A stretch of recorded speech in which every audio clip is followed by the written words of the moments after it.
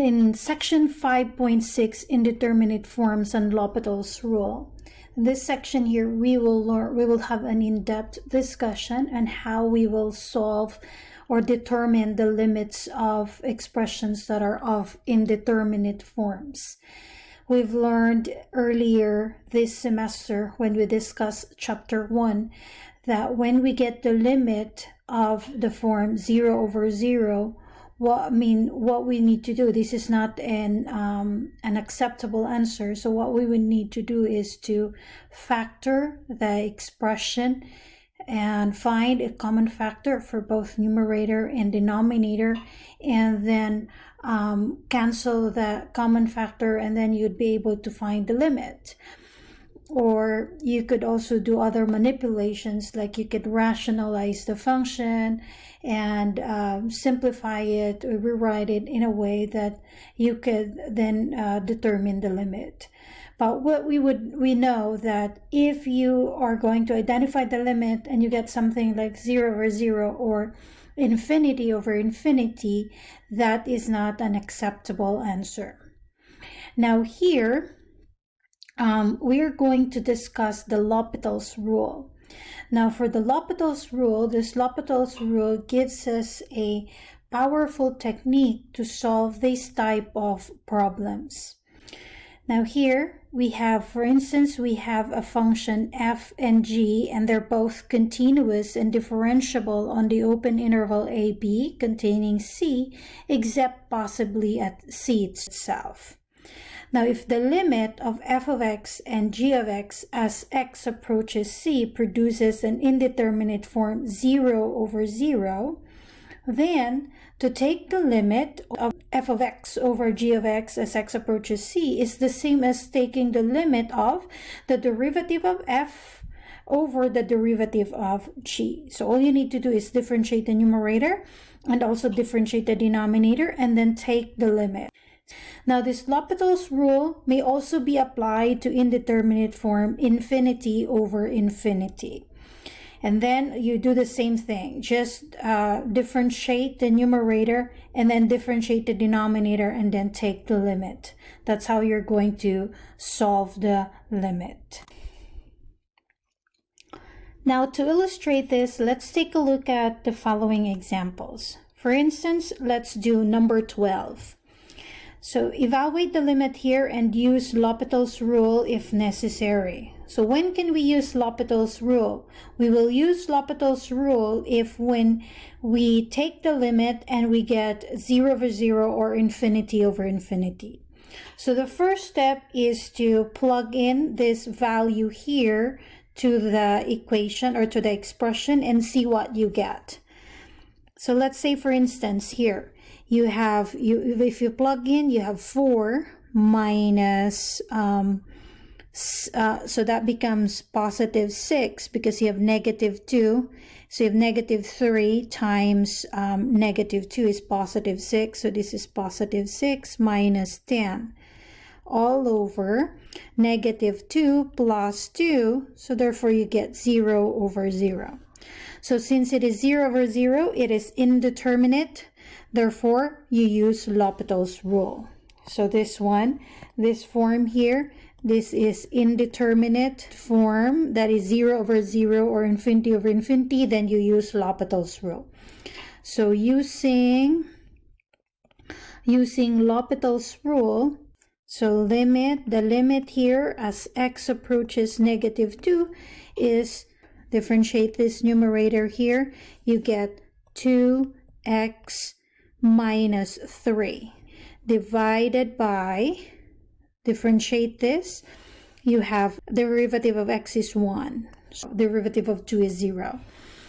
And then you can now take the limit, try to plug in. If you get an answer, a finite answer, if you get a constant or an infinity, that is an acceptable answer. But if you get something like 0 over 0 again, then you use L'Hopital's rule again. So negative 4 minus 3 over 1, that is just equal to negative 7. Now, let's have another one. Why don't we do let's do number 13. Okay, so number 13. Let me copy. So limit as x approaches 0 of the square root of 25 minus x squared minus 5 all over x. Multiply this one by the square root. So multiply this by the conjugate of the numerator. 25 minus x squared plus 5 all over the square root of 25 minus x squared plus 5. Now if I do that, if I multiply this 2, this is going to be equal to x approaches 0. We have here 25 minus x squared and then minus 25. You have minus 25 here. 5 times 5 is 25, so negative 25. And then denominator is just equal to x times the square root of 25 minus x squared plus 5. Notice that I can cancel 25 here, and then I have a negative x squared over x. Now if I do that, I can also cancel the x here with this one, so therefore I will have x, so I'll just have x, negative x over the square root of 25 minus plus 5. Now if I'm going to plug in at this point here, okay, so since my numerator is just negative x, that gives me 0. So this is 0, so negative sign won't matter because x approaches 0, so I'll have 0 in the numerator. And in denominator, if I get a 0 here, then this one will work. But if I don't get a 0, then I get an answer. But if this is 0, if x is 0, the square root of 25 is 5, plus 5 is 10. So I get 0 over 10. So I have 0 over 10, which is equal to 0. So therefore, the limit here is equal to 0. This is an answer. Now let's do number 25. So for number 25, you evaluate this limit here.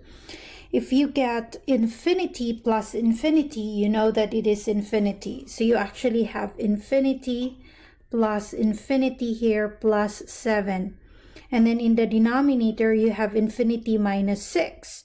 But infinity minus 6 is just equal to infinity. So you have infinity over infinity here. So using LHopital's rule for number 25, what you're going to do is differentiate both numerator and denominator. So let's take the derivative of numerator here. The derivative of the numerator is, derivative of x squared is 2x. Derivative of 4x is 4, so plus 4. Derivative of 7 is 0. The next, differentiate x. X is 1 and the derivative of 6 is 0, so divided by 1.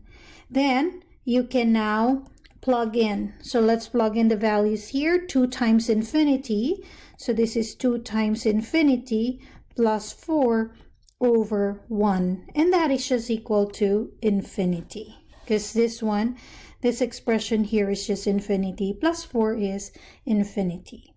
So if you get infinity, that is still a valid answer, okay? Or you get a constant or a 0, that's a valid answer.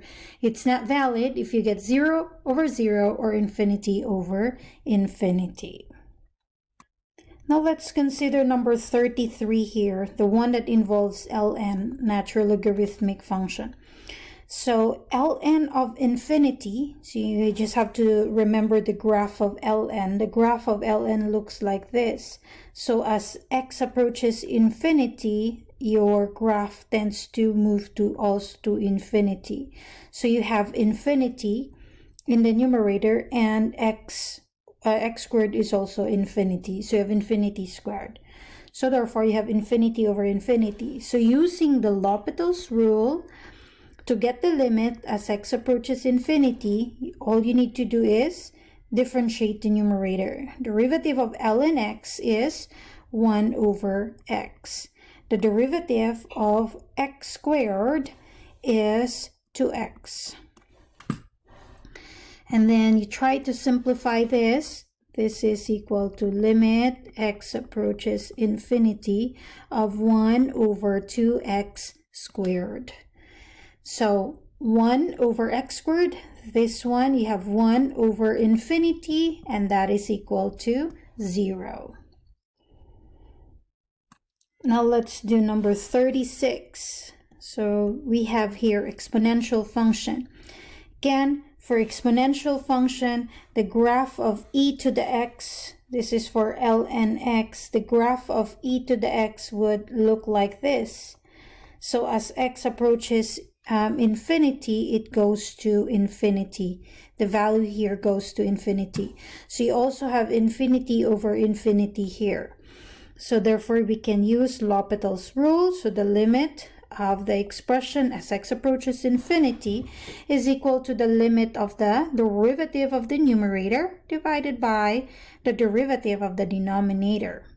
The derivative of the numerator is just e to the x over 2. So the derivative of e to the u is e to the u times the derivative of u. Derivative of x over 2 is 1/2.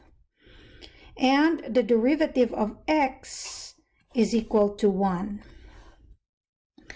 So, therefore, this is just equal to infinity over 2, which is also equal to infinity. So this goes to, it's important that you put the sign. This one is positive infinity. But here, if it's in the denominator, we have a theorem here. It doesn't matter the sign. If you have 1 over infinity, that is equal to 0.